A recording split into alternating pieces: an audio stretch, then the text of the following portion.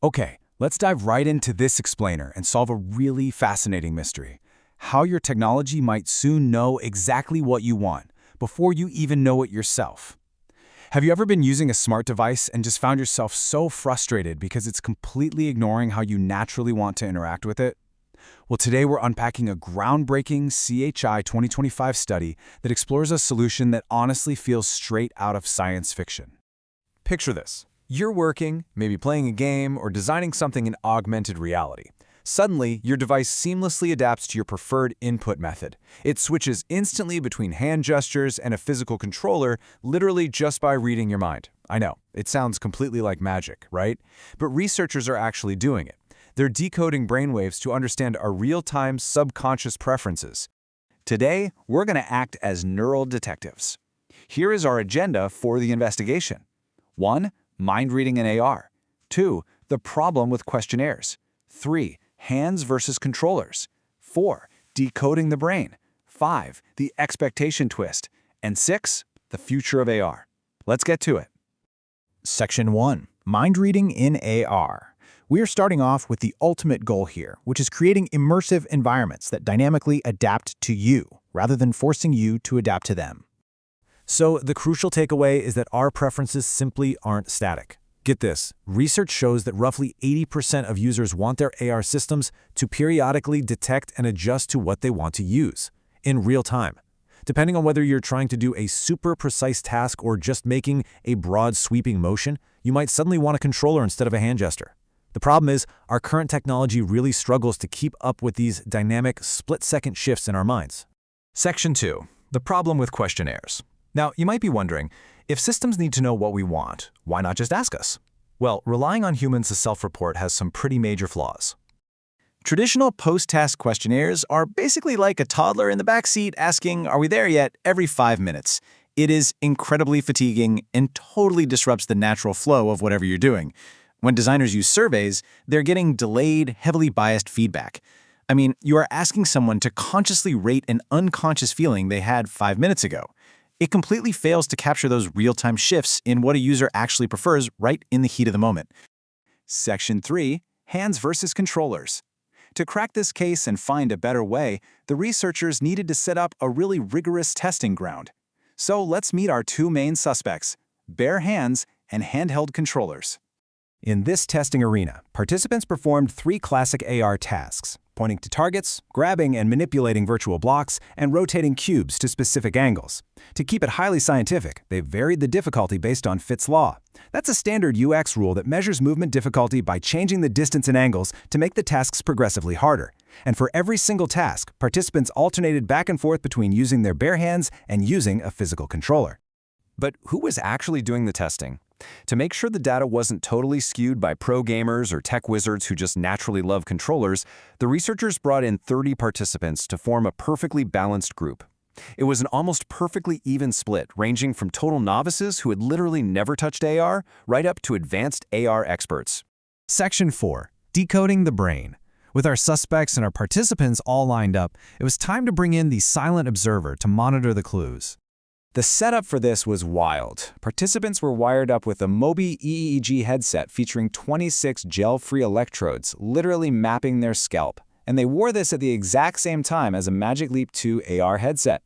By capturing real-time EEG signals, the researchers could continuously monitor the participants' brainwaves without ever interrupting their workflow.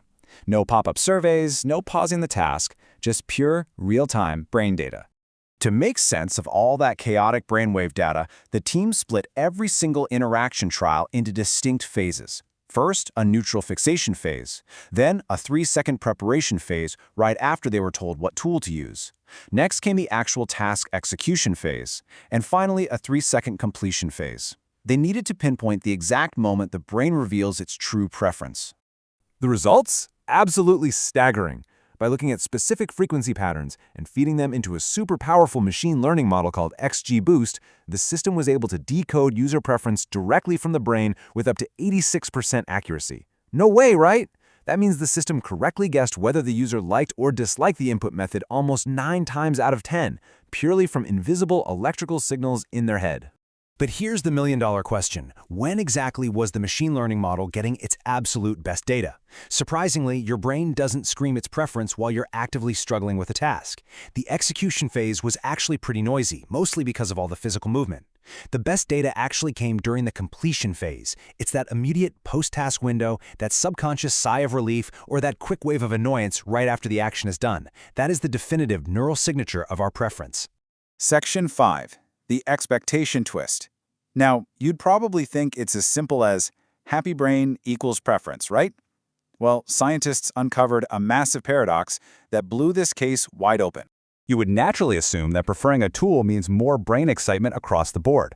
But the data showed the exact opposite, depending entirely on the tool being used. When users preferred using their bare hands, their brain activity and connectivity actually decreased compared to when they didn't prefer it. But when they preferred the physical controller, their brain activity increased. It was totally flipped. So why on earth would the brain react so differently? It all comes down to a really fascinating psychological concept called expectation violation.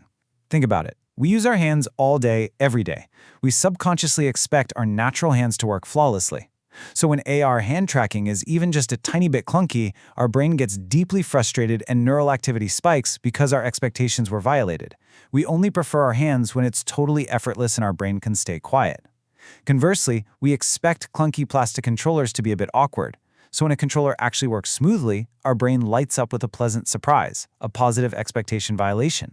We see this vividly mapped out right across the brain. Researchers tracked the power spectral density, basically how electrical power is distributed across different frequencies in the frontal, central, and parietal regions of the brain. These exact regions process sensory motor surprises and cognitive load. The data clearly showed increased theta and beta power in these areas whenever the user's subconscious expectations were violated. It completely proves that our preferences are deeply tied to what we expect our technology to be capable of. Section 6. The future of AR. So what does this expectation twist and this incredible 86% accurate machine learning model actually mean for the future of our digital lives? Well, we're looking at a near future where your AR system operates in 3 seamless steps. First, it reads your brainwaves to realize you are subconsciously annoyed with a hand gesture, maybe because the rotation task is just a bit too complex. And it does this before you even consciously process that annoyance yourself. Second, it instantly highlights your controller as an alternative, dynamically shifting the interface for you.